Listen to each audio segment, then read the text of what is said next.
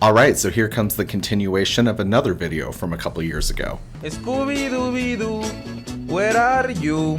We have some work to do now. Hey dumpster divers, and welcome back to a new episode of The Endless Need for Consumerism.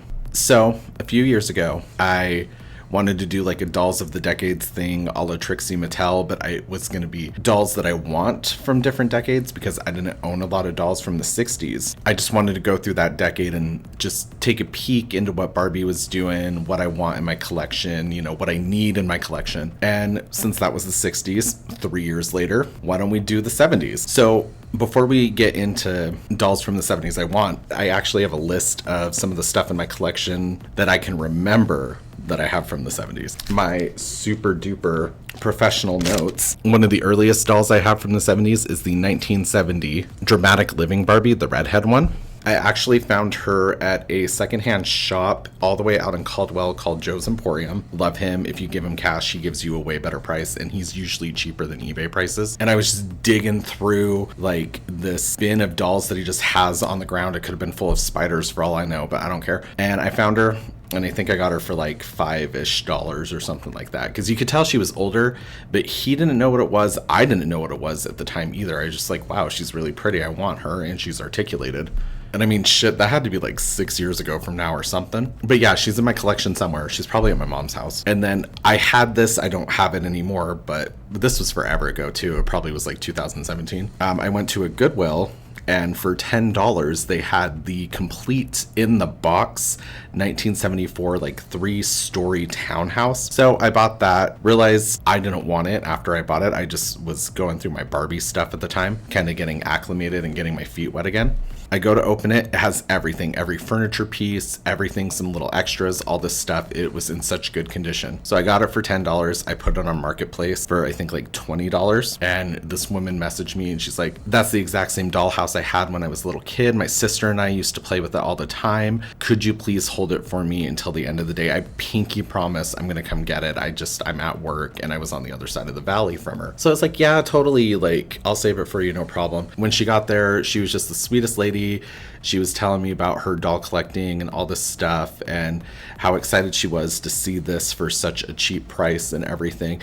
And I told her, it was like, well, okay, to be fair, I bought it at Goodwill for $10, so I'll just sell it to you for the $10 that I paid for it.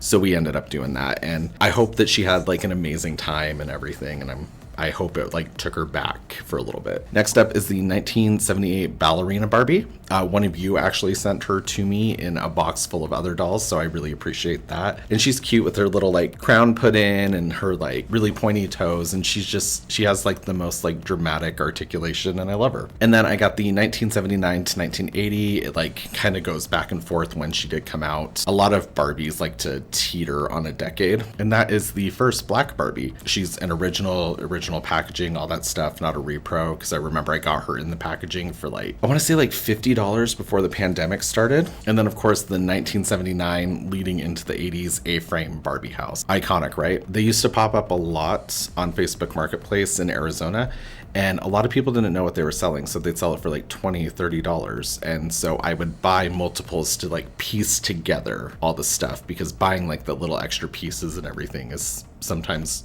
just really expensive. And then of course we have the 1979 Sunlo Ken with the tan lines and everything.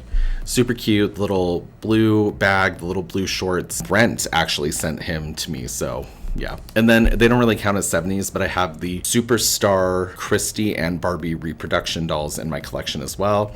Way cheaper than getting a normal Superstar doll, even though the bodies aren't super duper the same. It's like a nice repro. You get the Superstar face. So now that you know what's actually in my collection, because shit, you guys probably know more than I do at this point, let's talk about some dolls from the 70s I would love. So the first one is this 1970 bendable legs Brad. I guess this is when they first started letting the Ken dolls have like the bend and snap knees and everything. And I just think Brad's super handsome. I think he has a really cute face sculpt, and I think he has really cool hair. And his little orange outfit, I just think it's so 70s. It's so striking. Like a lot of the 70s Ken dolls are very handsome, which is such a juxtaposition juxtaposition when you look at the ones from the 60s. About that mother of yours. She went to a store and asked the clerk if he had anything her size, and he told her to try the freight elevator. Next up is another Ken doll, the 1970 Talking Ken doll. He's also just very much in the 70s. He has one of my favorite Ken face sculpts ever, where he looks like a Kennedy that would bury a hooker, you know, like that kind of a face. And then he has like the crazy eyebrows. Ugh. I just love him. And then, of course, you know, he says things, which is always like a fun little gimmick, like, hey, Barbie, looking good, or hey, Jeffrey, what's your number, 7 inches? And I was like, no. One of the last dolls from just the year 1970 that I've always been really interested in is the Julia doll, the one that she's modeled after Diane Carroll, playing a nurse on a TV show. She's so beautiful. I know a lot of the Julia dolls, like their hair oxidizes over the years and turns like this really fun kind of red. So I also really like that too. And I think it'd be really fun to get an oxidized hair one, which is probably like really easy to do. And then of course the classic like nurse outfit. I just think she's a really cool doll. And then how could it be a dolls that I want 70s list if I didn't include the live action kind of like very hippie looking, like I want the Barbie, the Christy, the Ken. I just want all of them. I just think they're super of their time. They're just very iconic, very recognizable. They have very sweet, cute, beautiful, handsome face sculpts. And yeah, I just like the whole like being on stage gimmick and, you know, like them taking quaaludes and stuff. Like, I just think that's like really fun. And then of course, how could it be a 1970s list if we didn't include the 1971 classic Malibu Barbie with the blue swimsuit, the forward looking eyes representing like the women's movement, no more looking off to the side and being demure. She's looking towards the future. She's headed out there, like very much the Marsha Brady, like flat hair, minimal makeup with the blue eyeshadow. I love the 70s blue eyeshadow. It looks like pool cue chalk. Super fun.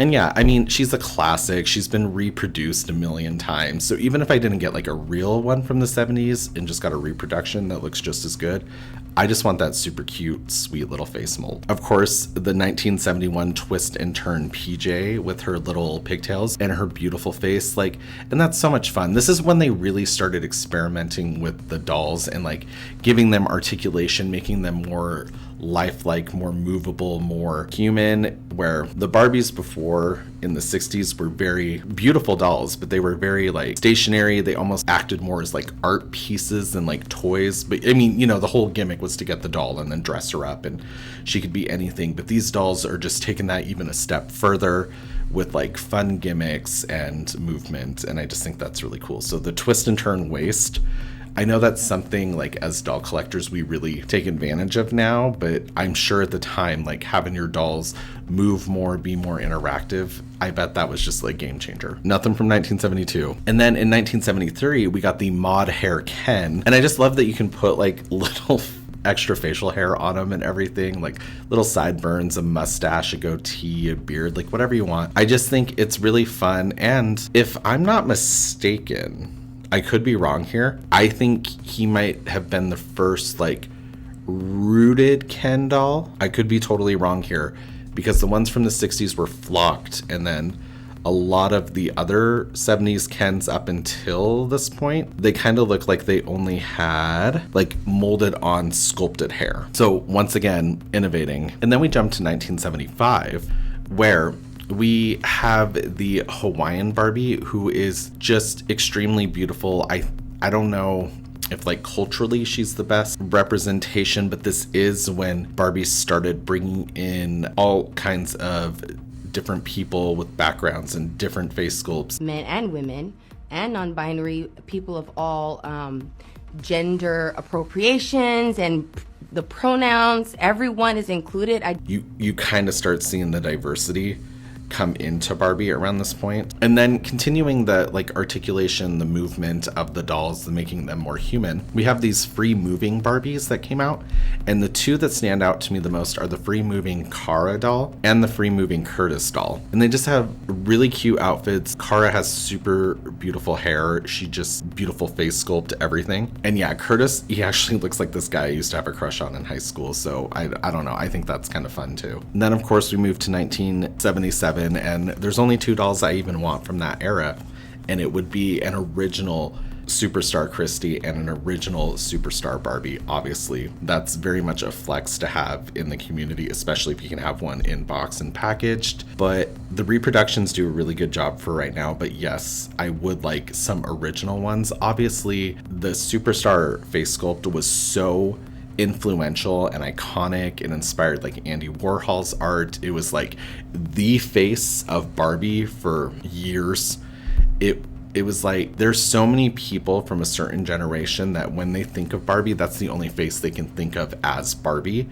And so to have that kind of like cultural impact, it just really, obviously Barbie was popular, but I feel like that's just when Barbie really started to become Barbie. So we have a companion to Hawaiian Barbie. We have the Hawaiian Ken, who is also in his cute little like floral board shorts. That's the thing too. I love the way the swimsuits looked on these dolls, the art and everything. But like the men dolls having these cute little like short shorts, I just love everything about them. And then he comes with like a little like lei, his surfboard. It just, he's just so handsome. I just love everything about this doll. Then we move on to 1979, and that's when you really start seeing like dolls of the world come in representing different cultural backgrounds and everything. And while some of the names may be a little overgeneralized or dated even, it's a start. So we have the 1979 Hispanic Barbie, who is just way too beautiful. Also, don't come at me. I can't tell what face sculpt that is. It's beautiful. It either looks like a Steffi face sculpt to me or a Superstar face sculpt. Sometimes the older ones, I get them really confused. Current day Steffi face sculpt, I can absolutely like clock it, but every once in a while, because of the way both of them kind of had their lips done, because there's different variations of the Superstar face that I get them confused. So any collector who wants to help me out. And then the next one from 1979, he's actually on his way, because when I was making this list for this video, I found one on eBay for relatively inexpensive, and I've wanted him forever. That is Skipper's boyfriend, Todd. He comes with like his little inline skates and everything, and he looks like he's part of like the Osmond family. I don't know. He's so 70s. It's like not even funny. And then once again, he's wearing like the men's short shorts. Love that. And then his artwork is just really good. And he's adorable. So I had to get him with the little skates and the little shorts and everything and the artwork, you know. This is probably a doll too I'm just going to keep in the box until maybe in the future when I go crazy again. Maybe I'll get one outside of the box, but yeah, I'm going to keep him in it. And then the last thing I want from the 70s that's a Barbie. Okay, the hard thing is this isn't a doll. It's Barbie related, but like I still want to include it. And that is because I've wanted this forever and I never see them for sale. I never am able to find them. I can only find pictures of them or old eBay listings that have been sold out forever. That is this gold spun fashion set. It jumps around from year to year like what it is. It sounds like it started in 1979 and went up until 1981. And it's actually featured on one of those iconic Barbie cases. So it kind of leans into the golden dream era of the 80s, which we'll talk about the next time I make one of these videos. It just comes with like this beautiful dress that is so quintessentially 70s, not only in its silhouette, but also in its color story. And then it comes with like this beautiful wrap and then the iconic like front buckle Barbie shoes that suck ass to put on. Like, it's so 70s to me. Like, I don't think it's on par with Superstar Barbie, but it's so quintessential of the era. And I think it's beautiful. And that's probably why I have a really hard time finding that fashion. I'm putting it out there so that one day one of you beautiful people will be like, hey, turd, somebody's selling it for $350,000 on eBay. Why don't you go and get it? And I'll be like, do they do PayPal split by 4 payments? All right, guys. So those are some of my favorite dolls from the 70s that I want in my collection. I wasn't alive in the 70s, so a lot of the stuff like the 60s, the 70s, and the 80s aren't super duper on my radar all the time, but going through here, I was surprised like how many I loved and how handsome the Kens are. I'm pretty sure they're at the age though that when I start getting some of these Kens, they're gonna have that thing where their head shrinks in and then their neck peg is too spooky dooky. So we'll see how that goes. Obviously, you know, comment, engagement, algorithm, blah, blah, blah. Comment below some of the 70s dolls you love, you want in your collection, you have in your collection. Because I just like knowing what was ever out there, even if it's something super niche where it's like, yeah, only 500 of these were sold at the Olympics in Rio de Janeiro in 1975 or something, even though it's every 4 years, so I don't think it would land on a 5. You know what I mean. All right, guys, I will see you in my next episode where... Yeah. When you're done, we're going to gather and talk about competition. Okay. When I'm not filming a video at work. Bye. I'm so getting fired.